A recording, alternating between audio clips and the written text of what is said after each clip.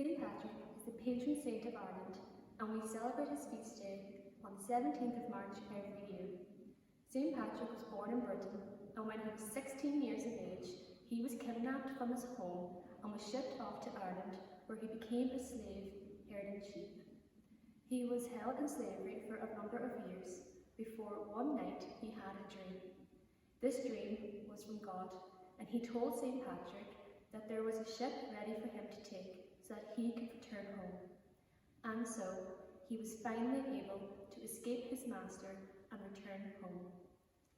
After some time, St. Patrick had another dream. In this one, he heard the voice of the Irish, begging him to walk with them once more. After some thinking, St. Patrick returned to Ireland. His return was very significant. Ireland was a country whose people were pagans, and St. Patrick came and began to spread Christianity throughout the country. Not everyone was happy with what he was doing, and he got himself into some disputes throughout his time in Ireland. Perhaps the most significant of these was when he started the Paschal fire on the hill of Tara as an act of defiance against the High King at the time. It is believed that this moment changed the spiritual landscape of Ireland forever. The shamrock is associated with St. Patrick because it is believed that he used the plant to spread the Christian message in Ireland. He used it to explain the concept of the Holy Trinity, the Father, the Son, and the Holy Spirit. Ireland was a pagan, Celtic country before the arrival of St. Patrick, with small amount of knowledge of the Christian faith.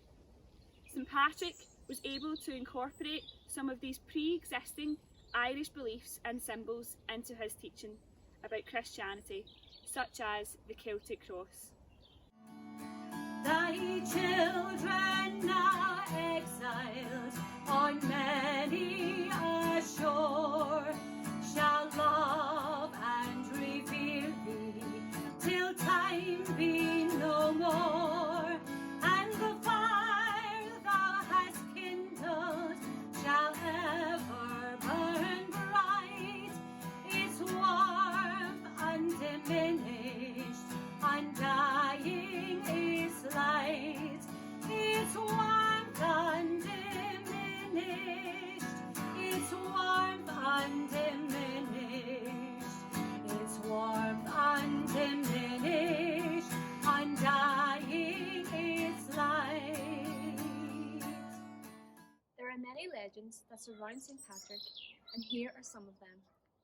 Legend has it that when St. Patrick returned to Ireland, he banished all the snakes of the land into the Irish Sea, hence why we have no wild snakes here now.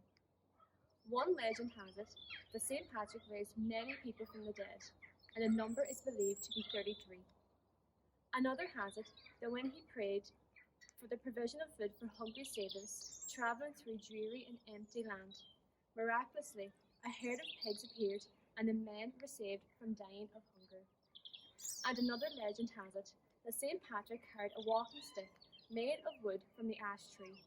One day, after visiting his parents' house in Britain, he was taking the opportunity to preach to the people he had met as he travelled back to Ireland. Every time he stopped to preach, he would thrust his walking stick into the ground. On one occasion, he preached for so long that the stick developed roots and turned into a living tree. The place where it happened became known as Aspatria, meaning Ash of Patrick. An excerpt from St. Patrick's Confessio.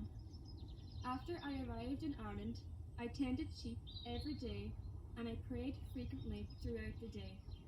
More and more, the love of God increased, and my sense of awe for God increased as well.